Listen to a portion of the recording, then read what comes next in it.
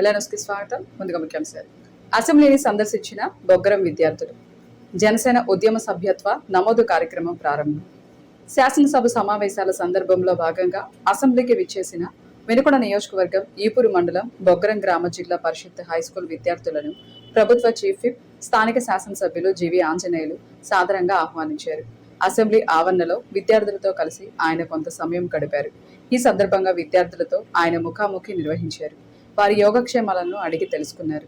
విద్యార్థులు ఉన్నత లక్ష్యాలను నిర్దేశించుకోవాలని, క్రమశిక్షణతో చదివి సమాజంలో మంచి స్థితికి చేరుకోవాలని ఆయన ఆకాంక్షించారు. ప్రజల సమస్యలపై చర్చలు ఎలా జరుగుతాయనే విషయాలను విద్యార్థులకు క్లుప్తంగా వివరించారు. వెనుకొండ నియోజకవర్గ జనసేన పార్టీ సమన్వయకర్త కొంజేటి నాగశ్రీను రాయల్ ఆధ్వర్యంలో ఉద్యమ సభ్యత్వ నమోదు కార్యక్రమం నిర్వహించారు. కార్యక్రమానికి నర్సరావుపేట పార్లమెంటు ఉద్యమ సమన్వయకర్త, కాకినాడ రూరల్ శాసనసభ్యులు పంతం నానాజీ ముఖ్య అతిథిగా విచ్చేసి జనసేన నాయకులు, కార్యకర్తలను ఉద్దేశించి ప్రసంగించారు. అనంతరం ఏర్పాటు చేసిన విలేకరుల సమావేశంలో ఆయన మాట్లాడుతూ, రాష్ట్ర వ్యాప్తంగా జనసేన సభ్యత్వ నమోదు కార్యక్రమాలు చేపడుతున్నామని, కూటమి ప్రభుత్వంతోనే రాష్ట్రం అన్ని రంగాల్లో అభివృద్ధి చెందుతుందని ఈ సందర్భంగా తెలియజేశారు. రాష్ట్రంలోని ప్రతి ఒక్క జనసేన పార్టీ కార్యకర్తను పార్టీ ఎల్లప్పుడూ అండగా ఉంటుందని ఈ సందర్భంగా తెలియజేశారు. ఆయన వెంట వెనుకొండ నియోజకవర్గ జనసేన పార్టీ అన్ని మండలాల నాయకులు, కార్యకర్తలు పాల్గొన్నారు. క్రియాశీలక సభ్యత్వాలు అంటే పచ్చిమీళ్ళు, అలాగే సాధక ఒక లిస్ట్ ఇవాళ రిలీజ్ చేయడం జరిగింది. మనకి 107 మంది సాధకులు లిస్ట్ రిలీజ్ చేయడం జరిగింది. గతంలో ఈ కాన్స్టిట్యూన్సీలో 7,298 క్రియాశీలక సభ్యత్వాలు పచ్చిమీళ్ళని రిజిస్టర్ చేయడం జరిగింది. ఈసారి గత సంవత్సరంతో కోరుకుంటే ఇది రమారమి సంవత్సరం చిల్లర దాటుతా వస్తుంది. ఈ సంవత్సరం చిల్లరలో ఆంధ్రప్రదేశ్ ఉప ముఖ్యమంత్రి అయినటువంటి పవన్ కళ్యాణ్ గారి యొక్క ఖ్యాతి ఇవాళ అతిశక్తి కాదు అని నేను చెప్పుకోవాలనుకుంటే, ఇవాళ మోడీ గారి తర్వాత అంతటి స్థానాన్ని ఇవాళ ఆయన ఆక్యుపై చేయడం జరిగింది ఇవాళ భారతదేశం.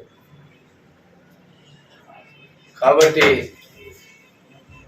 కానీ పార్టీ కూడా అదే స్థాయికి ఎదగాల్సిన అవసరం ఉంది. క్రియాశీలక సభ్యులు ఎప్పుడైతే మనం పెంచుకుంటామో, క్రియాశీలక సభ్యులు ఎక్కువ ఉన్న చోట ఆటోమేటిక్గా ఇన్ఫ్రాస్ట్రక్చర్ డెవలప్ అవుతుంది. ఇన్ఫ్రాస్ట్రక్చర్ డెవలప్ అయిన తర్వాత ఇవాళ నిజంగా కూడా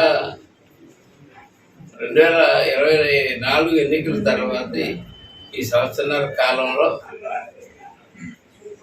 దక్షిణ భారతదేశంలో అయితేనండి, ఉత్తర భారతదేశంలో కొన్ని ప్రదేశాల్లోనే అయితేనండి, ఆంధ్ర రాష్ట్రంలో అయితేనండి, పవన్ కళ్యాణ్ గారి యొక్క ఆల్ టైమ్ రికార్డ్స్ ఆయన ఏ మీటింగ్ పెట్టినా కూడా, ఏం చేసినా కూడా ఆయన పెట్టిన గ్రామ సభలు ఒకేసారి వేలాది గ్రామ సభలు పెట్టిన విధానం అయితేనేంటి,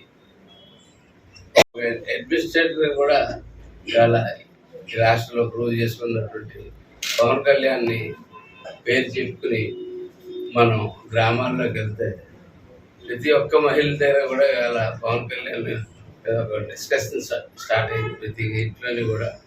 ఈ సందర్భంలో ఈసారి సుమారు వెలుగొండ నుంచి 20,000 సభ్యత్వాలు చేస్తారని చెప్పి 107 మంది క్రియాశీలక సభ్యుల నుంచి ఆశించారు. ఇందులో కొన్ని విషయాలు నేను చూస్తూ ఉన్నాను, అడుగుతూ ఉన్నారు చాలామంది. ఫలానా పార్టీ ఇలా తక్కువ చేస్తుంది, ఫలానా పార్టీ ఎలా ఉంది, మనం అంతకు 400. మేము చాలా క్లియర్గా చెప్పదలుచుకున్నాము, మేము ఇన్సూరెన్స్ ఏజెంట్లు అయితే కాదు, మేము మా పార్టీ సభ్యత్వం చేసుకుంటా ఉన్నాం. ఆ సభ్యత్వంలో ఆ కుటుంబాలకు అండగా ఉండాలని పవన్ కళ్యాణ్ గారు సొంత డబ్బులు కూడా పెట్టి చేస్తూ ఉన్నారు.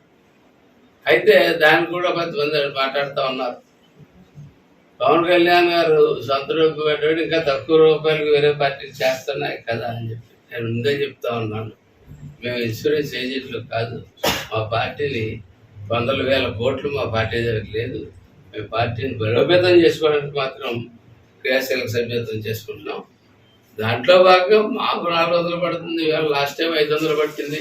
10 లక్షలు 12 లక్షల సభ్యత్వాలు చేసాం. ఈసారి 30 లక్షలు చేస్తున్నాం, 400 పడింది.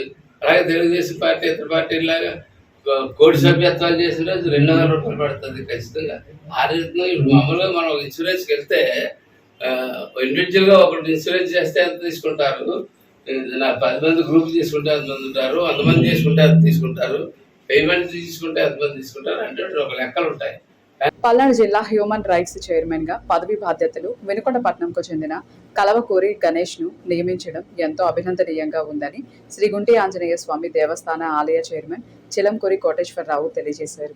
ఈ సందర్భంగా వినుకొండపట్నంలోని శ్రీ గుంటి ఆంజనేయ స్వామి దేవస్థానం ప్రధాన అర్చకులు ఆనంద్ ప్రత్యేక పూజలు నిర్వహించి అభినందనలు తెలియజేశారు. ఇంతటి అవకాశం కల్పించిన జాతీయ అధ్యక్షులు గుండారెడ్డి మల్లికార్జునరెడ్డి, జాతీయ బోర్డ్ ఆఫ్ డైరెక్టర్ రొడ్డ తిరుపతయ్యకు ప్రత్యేక అభినందనలు తెలియజేయడం జరుగుతుందని ఈ సందర్భంగా కలవకూరి గణేష్ తెలిపారు. వినుకొండపట్నంలో నడిబొడ్డున ఉన్న ఆర్టీసీ బస్టాండ్ వద్ద ఉన్న షాపింగ్ కాంప్లెక్స్ పై భాగంలో దుర్గంధంతో నిండి ఉంది. మున్సిపల్ అధికారులు స్పందించి షాపింగ్ పై భాగంలో కట్టుదిట్టమైన చర్యలు తీసుకుని గుడ్విల్ పద్ధతిలో అద్దెలకు ఇస్తే బాగుంటుందని ఈ సందర్భంగా తెలియజేశారు.